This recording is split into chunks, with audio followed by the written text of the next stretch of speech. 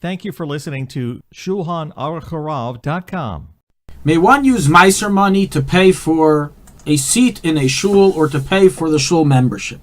So almost all shuls throughout the globe, while they have free admission, any Jew can come and pray, certain rights in the shul are only given to shul members, such as a set seat which is given to you and belongs to you in essence in the shul for that year, or the ability to get an aliyah at the times that you need, and other matters of the like that are reserved only for shul members, which are paying shul participants. And the question is asked, sometimes it can be an exorbitant sum, $2,000 a year per seat. You have 4 sons, a wife, a few daughters, and people want to know, can you use Maaser money to fund this purchase? The question at hand is that on the one hand, the money is going to a shul. To support a shul is a big mitzvah. Supporting the davening, the kriyas HaTorah, the learning that takes place there, the shiurim, the chassidic gatherings, etc. On the other hand, it's not so simple, because you're receiving a great personal benefit. You're becoming a member, you have a seat, you get to get your aliyahs when you need, etc. So is this really considered Maaser? Is it considered a personal purchase, which happens to be towards the shul?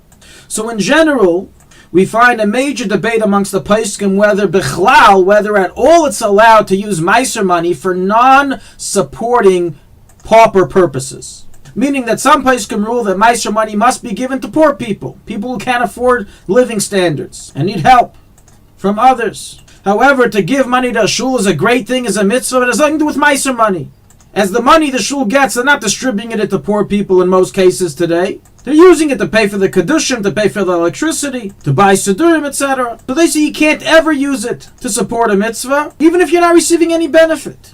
We discussed this matter in length in a different halacha, and there we concluded, as majority of poskim rule, and as is the final ruling of the Alter Rebbe and Hilchas Talmud Torah and Seder Birchas Hanenin, that you may use Maaser money to purchase a mitzvah, for the sake of a mitzvah, so long as the mitzvah is not an obligation upon you to fulfill, but it's voluntary, and it would be difficult for you to afford this mitzvah otherwise, and therefore you want to dip into your Maaser funds. And even though some places can say you have to precondition on the Maaser money that you can use it for this purpose, practically you can use it even if you didn't make a precondition, even though it's best to do so. So far we've clarified one part of the equation. Giving a donation to a shul without exchange of anything in return is allowed for you to use Maaser money for that purpose based on what we just said and the way we rule in the end of the dispute. However, would this apply in this case as well, where you're really doing it for something in return to receive a seat in the shul?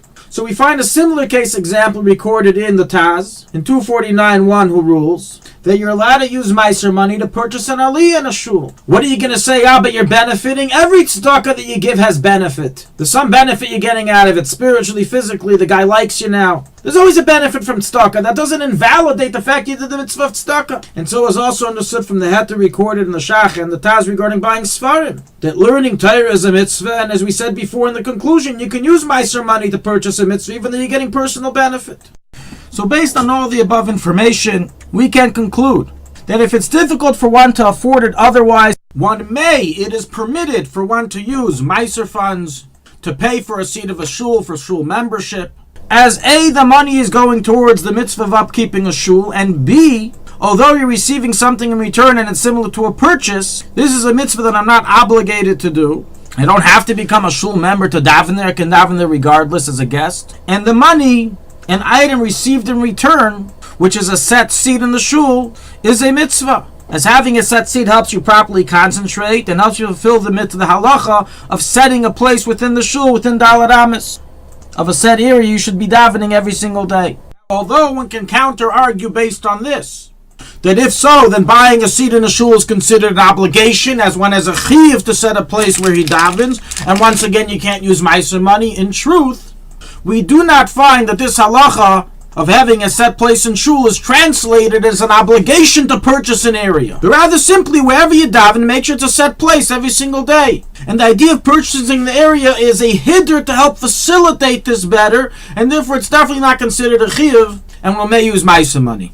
Practically, as we concluded that it's mutter, so rules the following Megdoli HaPoskim, the Minchas Yitzchak in Volume 8, Tshuva 83, Sharei Tzedek, Chapter 10, 92, in the name of Rav Fish and Rav Karelitz, Tzitz Eliezer, Volume 20, Tshuva 35, Psakim Utshuvas 249, the name of many Paiskim Zmanenu, based on all the rules we said above. However, there are Rabbanim and Paiskim who are machmir in this due to various reasons, and saying one is not to use Maaser money to purchase a seat in a shul. So writes Shraga HaMeir in 854, and so is brought in the name of Rav Yaakov Kamenetsky and Emes Liyaakov. And of the reasons that they say it's usher is because A, we suspect the opinion says you cannot use Maaser money for a mitzvah, or B, you're receiving benefit here, as you're really doing it to purchase an item or a service, and therefore it's not considered true tzedakah for which you can use Maaser money. Or C, the matter for which it's going to, which is a seat, is not really a mitzvah. There's no mitzvah to sit comfortably in that area. Nonetheless, halacha l'maaseh, there are answers and counter arguments to each one of these reasons, and practically, as we concluded, anybody for whom it is difficult to afford purchasing seats for a shul, or being a member of the shul with their regular funds, may dip into their Maaser funds to purchase the seats and purchase membership. And in a case that they can afford some of the sum, but the rest of it they cannot afford, then they can supplement the rest from the Maaser funds. Nonetheless, one very important note on this matter. All this heter is only in the case that you didn't yet obligate yourself to the shul. If you already obligated yourself, and now you're coming and asking, can I use Maaser money? The answer is no. As once you obligate yourself towards tzedakah, it becomes an absolute obligation. A chayv, and you can't use Maaser money to pay a chayv. And therefore, at the time of purchasing the seats, one should stipulate with himself that he's doing so on condition that he can use Maaser funds to pay for it. Or it's a good thing to always make a stipulation for one's whole life, and always say that all the Maaser money I separate, and all the pledges that I make towards tzedakah, I reserve the right to use my Maaser funds to pay for those pledges.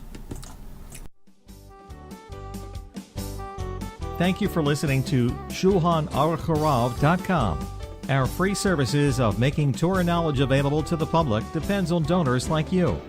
Please help us continue our work through making even a small contribution at Shulchanaruchharav.com under the Daily Halacha Dedication section or in the subscription page. Also, check out our online courses and many sefarim available for purchase that will both enhance your Torah knowledge and help support our work.